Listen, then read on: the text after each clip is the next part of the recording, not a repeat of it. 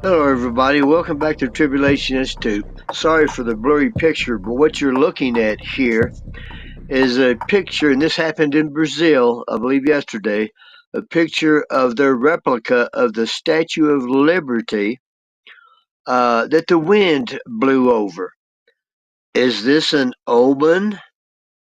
Well, if it's not, it's pretty strange, isn't it? I think it is an omen because I've been teaching that America is the daughter of Babylon and it is going to fall. And I'll leave a link to his presentation today, not only about the Statue of Liberty, but about the golden arches that you see behind that. Anyway, things are definitely getting more than interesting. And I think it was April of last year that lightning struck right behind the Capitol building in Washington. My question to you would be, do you think God's trying to tell us something about America? I do. Or do you think it's just a coincidence, which it may very well be?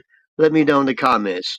Hope you enjoyed it and hope to see you next time. Please subscribe, give me a like button, and please share.